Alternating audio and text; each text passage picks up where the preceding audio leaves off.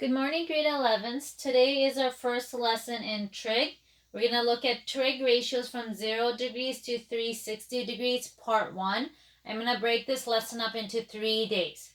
One thing you have to realize is last year we only worked with trig ratios that were positive.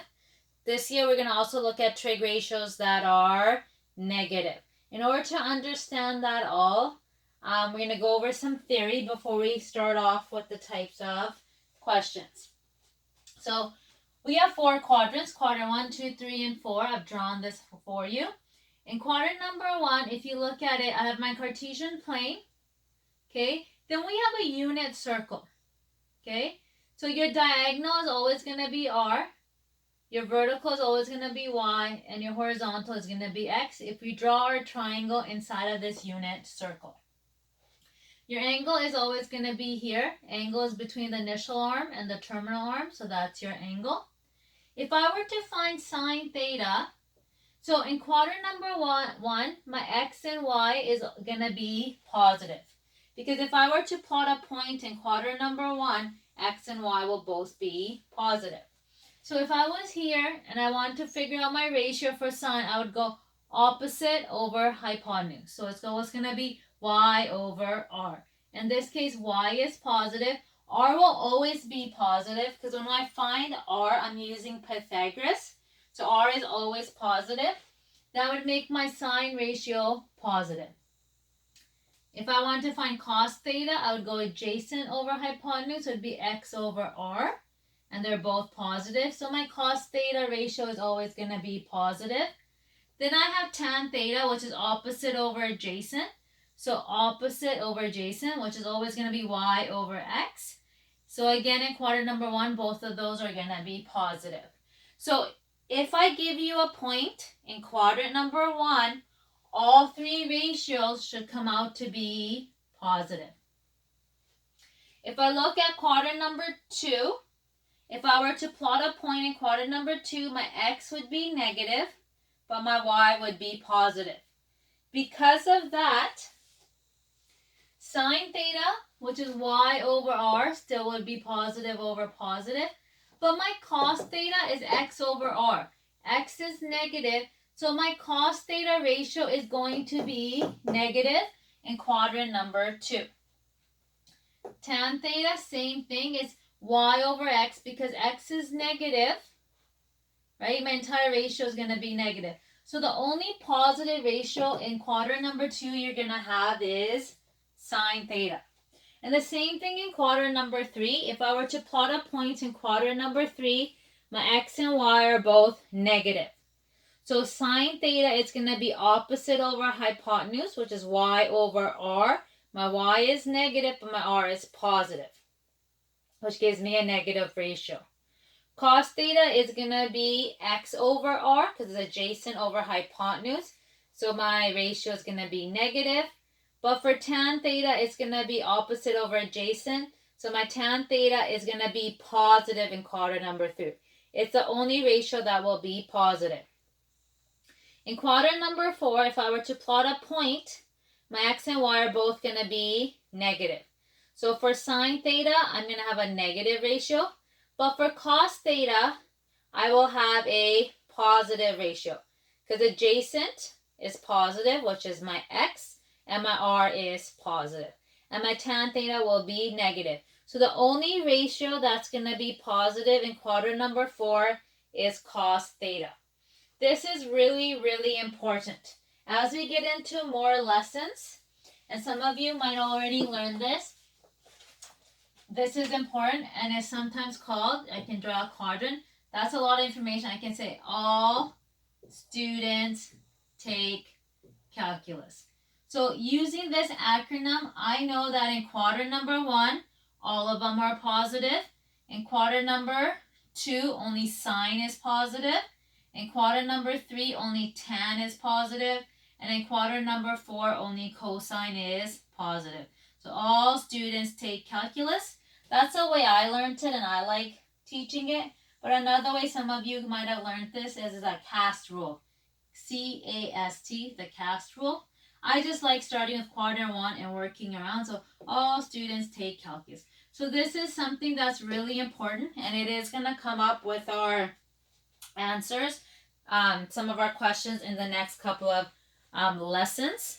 The actual point is something we're going to look at today. I'm going to go over 2 different examples with you with the 2 different types of questions you can get. But I also have attached my notes to the lesson. So if you want to refer back, all my notes are there, and it has a couple of examples. So if I look at my first example, it says, determine the 3 trig ratios for the point -3, 4 on the circle. So your first step is to draw your Cartesian plane and plot the point given. If I look at that point, -3, 4, that point is somewhere in your quadrant number 2. That point is on your terminal arm. So from that point, I can draw a line because that will make my terminal arm. Okay, so this will help me to come up with a triangle. If I drop this down, that'll give me my y value, which is 4. And from here to here, that gives me my x value, which is -3. So step 1 is to plot your point. Step 2 is to use Pythagoras to calculate my diagonal, or my r, which is my radius. To figure out this, I'm going to use a squared plus b squared equals c squared.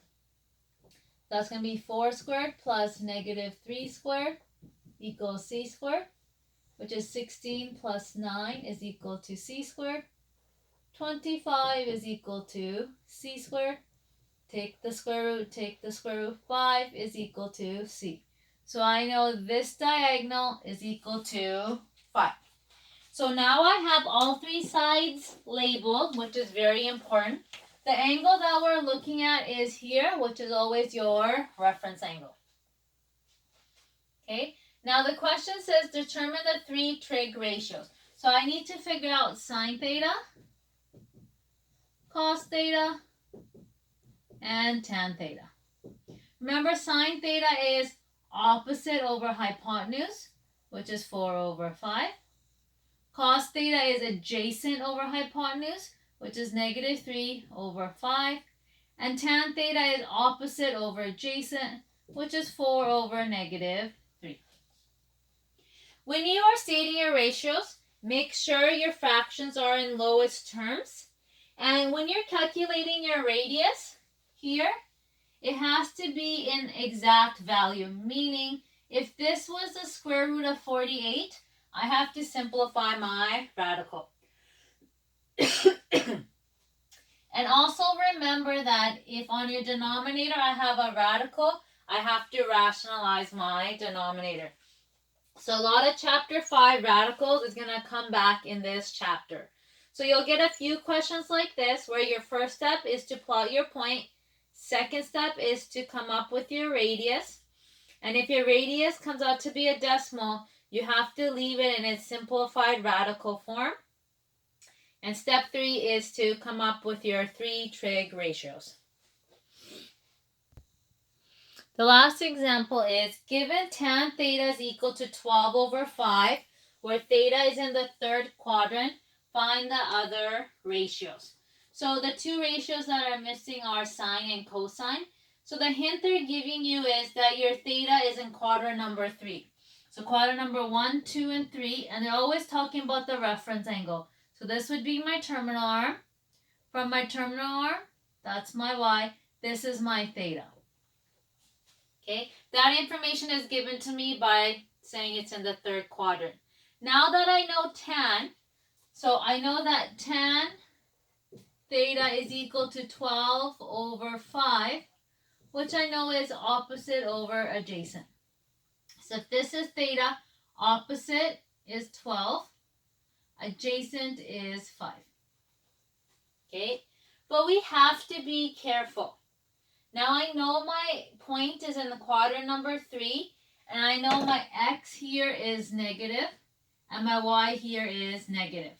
And 2 negatives give me a positive ratio. Remember, all students take calculus. That's why tan is positive in quadrant 1.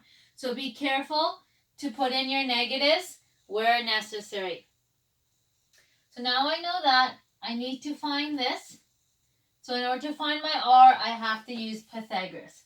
So it's going to be 12 squared, negative 12 squared, plus negative 5 squared, which is 144 plus 25, which is 169, is equal to c squared.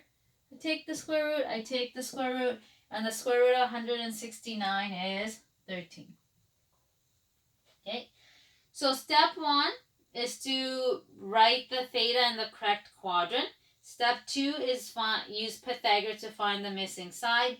And then the two ratios that I'm missing is sine theta, which is opposite over hypotenuse. So that gives me negative 12 over 13. And then cos theta, which is adjacent over hypotenuse, so negative 5 over 13. And that is your final answer. They're in lowest terms. There's no radical involved. Nice and simple. Okay, so that's the end of today's lesson. And like I've said, I've attached my notes to the lesson so you can refer back to them. If you have any questions or concerns, please email me or send me a message on Teams. Thank you. Bye.